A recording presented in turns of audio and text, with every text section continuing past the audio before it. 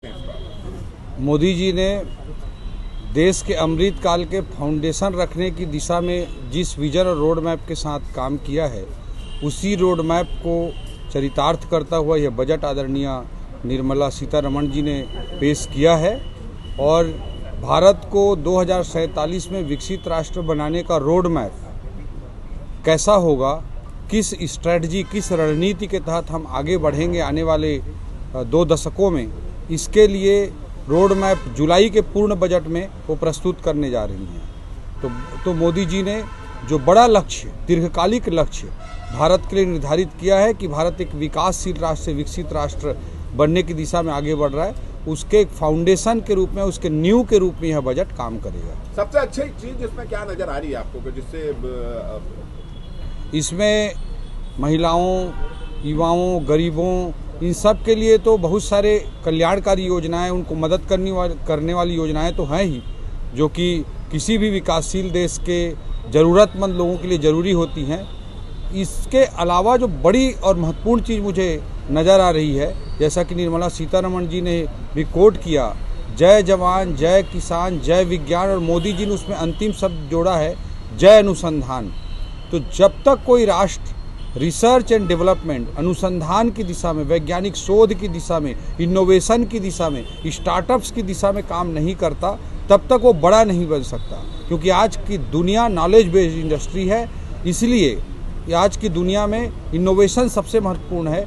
उसके लिए 1 लाख करोड़ रुपए का 50 साल का इंटरेस्ट फ्री लोन, किसी के पास कोई आइडिया है, कोई इनोवेशन है, अगर उससे कुछ बड़ा कुछ करना चाहता है तो 1 लाख करोड़ रुपए का 50 साल का इंटरेस्ट फ्री लोन की व्यवस्था इस बजट में की गई है, जो भारत में इनोवेशन कल्चर को, दुनिया में भारत को इनोवेशन के हब के रूप में स्थापित करने के लिए, नॉलेज बेस्ड इंडस्ट्री के हब के रूप में स्थापित करने के लिए, और भारत को विकासशील से विकसित राष्ट्र बनाने की दिशा में सबसे बड़ा महत्वपूर्ण कदम मुझे नजर आया। आप जो बजट पेश करेंगे अभी, आपकी क्या प्राथमिकताएं होंगी? कांग्रेस निराशाजनक बावजूद इसके बता रही है, इतनी खूबियां आप बताएं इसके बाद।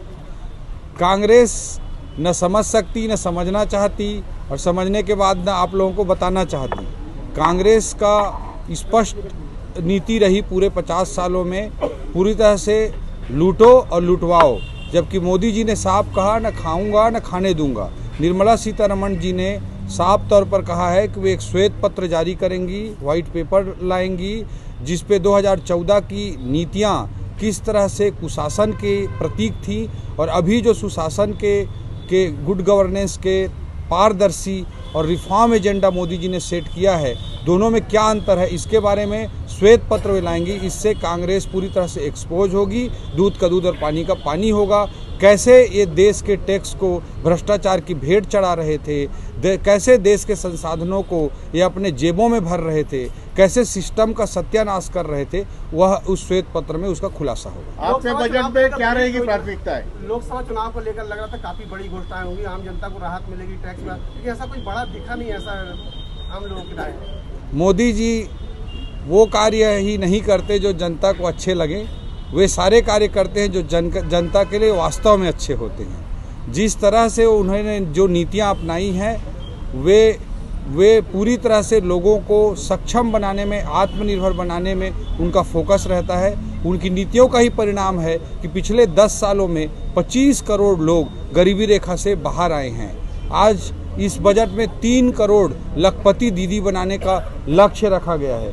इस बजट में कहा गया कि कैसे 11.8 करोड़ किसानों को सीधा किसान सम्मान निधि दी जा रही है, कैसे डीबीटी के माध्यम से 34 लाख करोड़ रुपए ज़रूरतमंदों के खाते में डाले गए हैं, और उससे 2.7 लाख करोड़, 2,70,000 करोड़ रुपए का जो लीकेज था उसे रोका गया है। इस तरह के सभी को लाभ देने वाले अनेकों कार्य किए गए हैं। उससे समाज के आखिरी छोर पर खड़े सबसे गरीब, ज़रूरतमंद, दलित, आदिवासी भाइयों को भी फायदा हो रहा है, और महिलाओं, युवाओं को भी फायदा हो रहा है, और देश भी आर्थिक तरक्की की दिशा में तेजी से आगे बढ़ रहा है। आपकी प्राथमिकता क्या होंगी सर, एज ए वित्त मंत्री?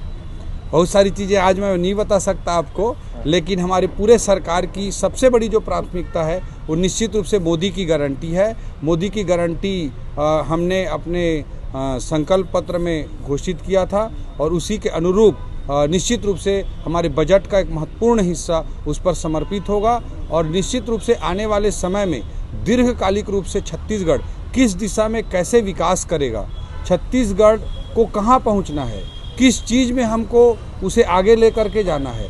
2047 में भारत विकसित राष्ट्र बनने जा रहा है। उस दौड़ में छत्तीसगढ़ किसी कुशासन जैसे 5 साल चला उससे पीछे न छूट जाए, उसका एक रोड मैप, क्या रिफॉर्म एजेंडा होंगे, उस पर भी हमारा फोकस इस बजट में होगा। महंगाई बंधन योजना गेम चेंजर साबित हुई थी जब विधानसभा चुनाव था और अब लोकसभा चुनाव के पहले उस योजना का लाभ मिलने जा रहा है, तो उसका कितना प्रभाव पड़ेगा? महतारी वंदन योजना हमारे लिए राजनीतिक विषय मात्र नहीं है, हमारे लिए राजनीतिक एजेंडा मात्र नहीं है, बल्कि ये छत्तीसगढ़ की माताओं बहनों के सशक्तिकरण की दिशा में हमारा सार्थक प्रयास है। जब दीदियों बहनों माताओं के खाते में सीधा पैसा जाता है तो बच्चों के स्वास्थ्य में, उनकी शिक्षा में, स्कूल में और जीवन की बेहतरी के लिए प्रयोग होता है। इसलिए भारतीय जनता पार्टी ने महतारी वंदन योजना कल के कैबिनेट में निर्णय लिया है और हमारे छत्तीसगढ़ की माताओं बहनों को 12,000 रुपये वार्षिक देने का निर्णय लिया। महंगाई कम करने में मोदी जी का बजट कितना सार्थक साबित होगा? निश्चित रूप से आप फिस्कल डेफिसिट को देख सकते हैं कि 2025-26 के लिए लक्ष्य रखा गया था कि 4.5% तक फिस्कल डेफिसिट को घटाते हुए पहुंचाया जाएगा। उस रोड मैप पर परफेक्टली मोदी जी की सरकार चल रही है। बजट का साइज इस तेज़ी से बढ़ रहा है। कैपेक्स में आपने देखा कि हमेशा डबल डिजिट के रेट से कैपेक्स में उछाल आया है।